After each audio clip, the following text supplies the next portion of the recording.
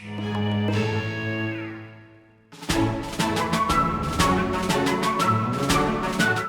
everyone, John from Nintendo Life here, and today we're reviewing Ghosts and Goblins Resurrection for Nintendo Switch. This review was originally written by the wonderful Tom Massey and was adapted to video by me. Anyway, let's die and die and die again.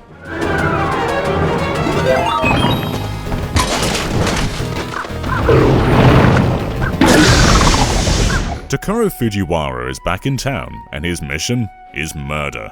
The Ghosts and Goblins foreman has been summoned by his former employer Capcom to impart pain and suffering upon the gaming masses, and he's come at it with gusto. To put a fine point on the conjecture surrounding Resurrection, it is indeed Anvil through the Skull Heart, an assembly of barbaric, indiscriminate violence designed to harvest your soul and sell it to satanic slavery. It's harder from the outset on its default difficulty setting, Legend, and the next down Knight than pretty much everything in the series prior. Legend is an atrocity that spits on your face and laughs, out to break you like Ivan Drago. Here, skeleton murderers don't just come at you in droves within the first 20 seconds, they run like the wind from both left and right. Stages are vast, heavy with pitfalls and traps, and the landscape shifts constantly, often requiring quick reflexes to access out-of-reach sections. If you can run up a toppling monument before it hits the ground in an early section of the graveyard, you're rewarded with a hidden chest at its peak, while other secrets, such as purple vortexes leading to a series of increasingly difficult survival challenges, are better concealed. Thankfully, and despite his classically limited jumping range, Arthur's controls have been fine-tuned to deal with every situation. You're restricted to just 4 directions of fire with no diagonal range, but unlike earlier entries in the series, you can now turn and fire instantly from a ducking position, which helps fend off rampaging hordes. The gold armor upgrade makes a return, strengthening both speed and attack, while offering extra protection. But the double jump introduced in Super Ghouls and Ghosts is gone. And while it's a nice touch to have the screen pan out and show a wider view of the area, it does give the illusion of marginally reducing Arthur's speed and jumping range, and requires a moment of adjustment.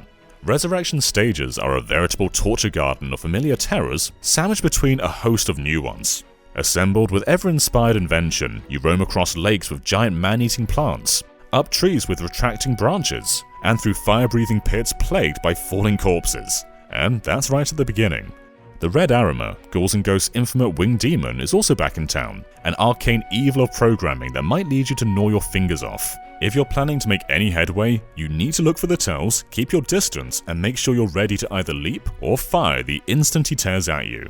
Split into 5 zones, you initially have a choice of 2 stages at each juncture until Zone 3, after which it reverts to a linear single-stage structure until the game's end. Clear the initial campaign on the higher difficulty options and you unlock a nightmare second loop in the Shadow Realm. Here stages feature new mix-ups, enemies, and hazards to contend with.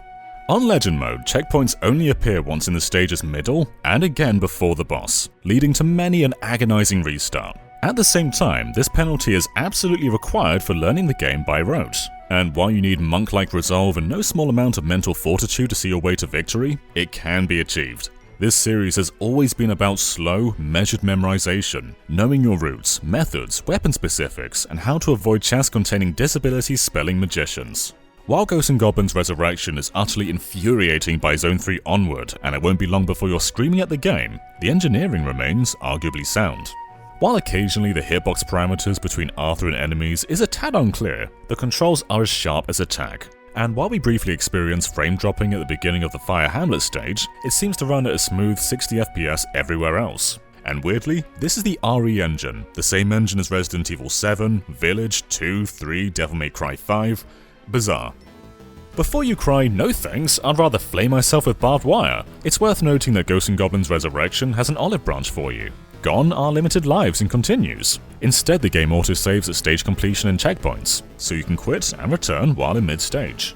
For purists, this might be disappointing, since the personal challenge of a 1-credit clear is abolished, and the best you can shoot for is a 1-life clear which will require supernatural determination.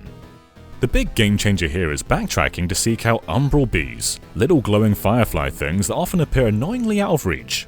Once you've got a bee in the bag, it's there forever, even if you die. And on many occasions, it's actually worth leaping to your death to grab one, because, let's face it, you were gonna die anyway. Umbral bees can be exchanged for magic upgrades at the Umbral tree via the map screen. The more magic you unlock, the more options appear on the tree.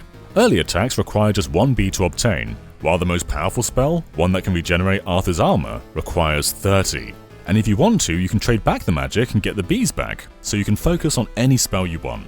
Magic attacks in your waistband are cycled through with the shoulder buttons, and although most have a brief cooldown period before they can be used again, you can button charge to unleash them in any state, from armor to boxers. This, coupled with the ability to save at checkpoints, eases the struggle somewhat.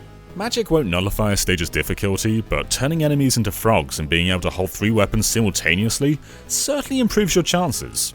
While Legend Mode is designed to serve Ghouls and Ghosts diehards, fans who need to really test their limits, the Knight, Squire and Page difficulties have something for everyone else. Now, Knight difficulty is still brutally hard, but Arthur gains 3 hit points and faces fewer, marginally slower enemies. For the more casual retro gamer looking for a solid challenge, Squire difficulty affords Arthur 4 hit points and arguably too many checkpoints. It drops the difficulty down to something akin to Super Ghouls and Ghosts, and although bosses like those of Stage 2's Fire Hamlet will still strive to ingest your Joy-Con, it's altogether less punishing from the outset. And then there's the game's 2-player co-op mode, and it's an interesting addition. This allows a second player to cycle between the spirits of 3 fallen adventurers. These apparitions can float freely around the screen to aid Arthur with unique abilities. Each has a fairly slow and limited projectile fire, but their secondary abilities can carry Arthur across gaps, build bridges, or critically create a brief but impervious bubble shield around him. Both novel and fun, the co-op opens up a new world of strategic approach and a new dimension to the game. And it's time to stop worrying about the game's art style. Ghosts and Goblins Resurrection is a dark, detailed, stunning-looking affair throughout, featuring superb weather effects and distant, haunting backgrounds that beautifully evoke the series' horror theme park styling. After 10 minutes with the opening stages, any unease of the aesthetic melts away. The crystalline cities, freezing constructs, and splitting buildings are something to behold. The hellish catacomb with the giant candles which are constantly being snuffed out. It's all cleverly rendered and smartly paced, culminating in a spectacular stone dragon ride over a wonderfully moody landscape. The music too, featuring new renditions of series favourites and a set of Elfman-esque compositions, quickly eases you into the scythe-like swing of things. If you can't stand the thought of tackling a game through an arduous process of restarts, walk away now. There are points in the campaign where Fujiwara comes close to overstepping the mark, and you do wonder why sections like the disappearing platforms of Zone 5 need to be quite so drawn out, or why the hell a redder mirror is thrown into the mix of Zone 5 when there's already things assaulting you from every direction. Although its difficulty isn't going to be for everyone, it remains coordinated, upholding the series' ethos of practice-based progression via disciplines and new processes. Ghosts and Goblins Resurrection is Fujiwara's love letter to a 35-year-old series that's famous for burying mortal men, and it's a job done exceptionally well. By ignoring it, we risk having to wait another 35 years for a new entry, and in a world where so many games have become cinematic, one-button-does-it-all 3D picture books, that's an unacceptable prospect. If challenge is what you live for, toughen up, don the metal armor, and take up the mantle like a lance. If you put in the time and effort, Ghosts and Goblins Resurrection will see you reap the most valuable of gaming accomplishments, the prestige of victory. We here at Nintendo Life give Ghosts and Goblins Resurrection an 8 out of 10. Thank you so much for watching, and if you want to read the written review, then go to nintendolife.com or check out the link in the description down below. And be sure to kill that subscribe button over and over again, and we'll see you next time. Bye everyone.